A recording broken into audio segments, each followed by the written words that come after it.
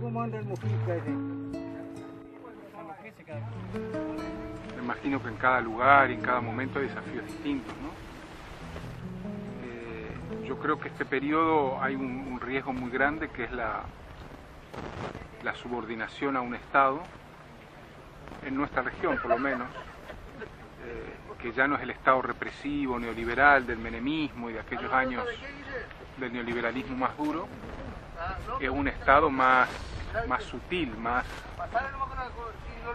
hábil, más generoso en algunos sentidos, y con más capacidad de captarte, ¿no? de cooptarte y de subordinarte. Y creo que ahí hay un problema a superar, una dificultad, que es precisamente la de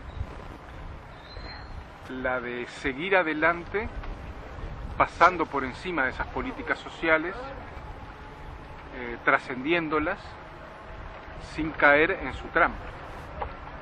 Evidentemente la educación popular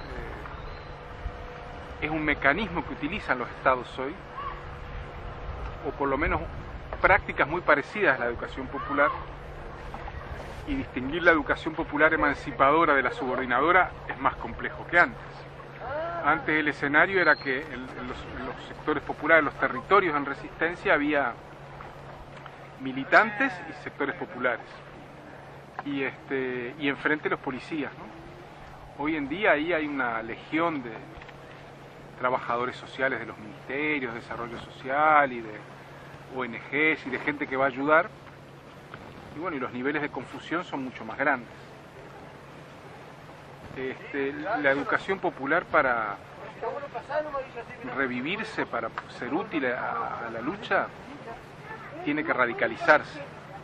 ¿En qué sentido radicalizarse? Necesitamos que no se profesionalice, que los educadores populares no sean funcionarios, ni vayan por un sueldo, por un salario, sino que vayan por el compromiso de acompañar y de trabajar con los sectores populares. Y creo que la educación popular debe ser refundada.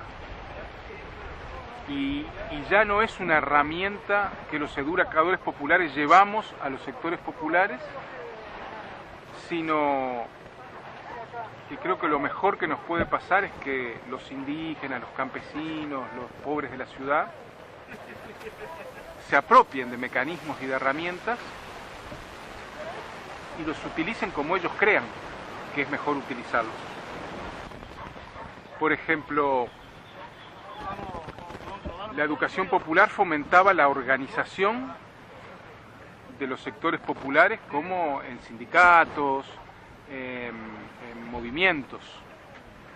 Entonces la pregunta es, ¿hace falta que los indígenas formen un movimiento social? ¿O ya tienen otros mecanismos de organización? Hago una pregunta, ¿no? Me hago y hago. Los consejos de ancianos, ¿qué papel tienen en las comunidades? La comunidad funciona así. Cuando la comunidad tiene un problema que sus autoridades no pueden resolver, consultan al Consejo de Ancianos, que no forma parte de las autoridades de la comunidad. Entonces yo digo, el Consejo de Ancianos, en esos casos que la comunidad lo consulta, ¿no funciona de alguna manera como los educadores de antes de la educación popular? Son preguntas, ¿no? O los médicos ancestrales, que son sabios en la cultura originaria, los médicos juegan un papel central en la orientación de la comunidad. ¿Y no son ellos de alguna manera los educadores populares? Lo que estoy queriendo decir es que nosotros, los educadores populares, tenemos la tarea de aprender de esas experiencias y ver cómo las utilizamos en un sentido emancipatorio. La autonomía se construye en resistencia, en lucha, no es una autonomía que se construye por fuera de los conflictos, sino en los conflictos. porque los conflictos tienen la virtud de develar, de mostrar y de construir sujetos. Creo que la autonomía nunca es completa y además no hay la autonomía, sino que hay múltiples autonomías, ¿no? Lo que me gustaría decir que es que hay experiencias o procesos autonómicos, no autonomías.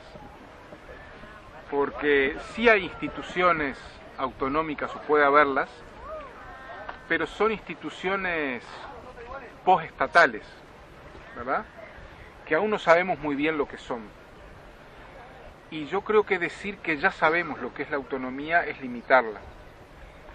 La autonomía la iremos construyendo, cada uno hará su proceso autonómico y en cada lugar es distinto, porque las condiciones, el terreno sobre el que se construye es distinto. Y si uno recorre América Latina, verá que hay procesos autonómicos bien distintos.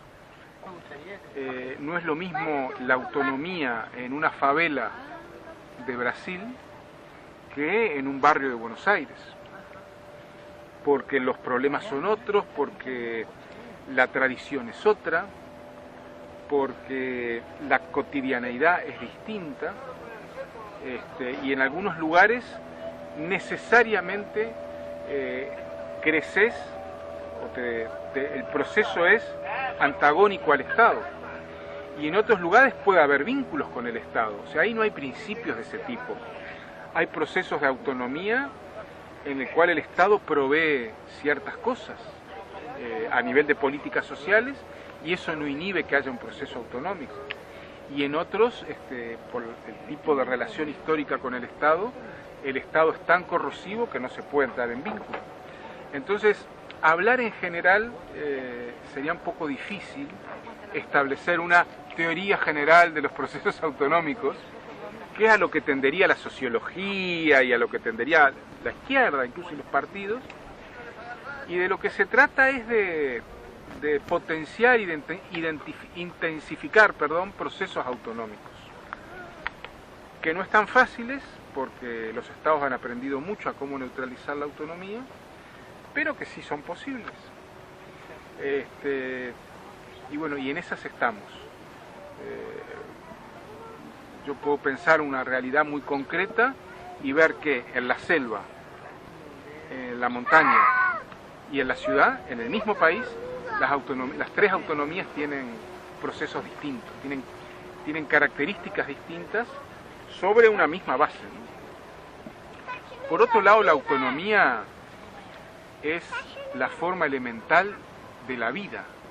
O sea, en los procesos biológicos, la vida es autonomía, porque las plantas, los animales no crecen, sino es sobre un proceso propio, autogestionado, de crecimiento. Las plantas que tenemos aquí alrededor no crecen porque la gente les dé alimento, luz, no, crecen en base a las condiciones que tienen, a su manera. Entonces, si vos ves plantas en el desierto y ves plantas a la vera del río o en zonas de selva, crecen de maneras distintas. El uso del agua, el uso de la luz, que es lo que básicamente necesita una planta, y por qué la especie humana va a ser distinta. No hay un libreto ahí para seguir, hay condiciones concretas y la búsqueda de crear vida. La autonomía y la vida son dos procesos, es un mismo proceso, perdón, ¿no? La autonomía es la creación de vida en base a las condiciones concretas en cada lugar.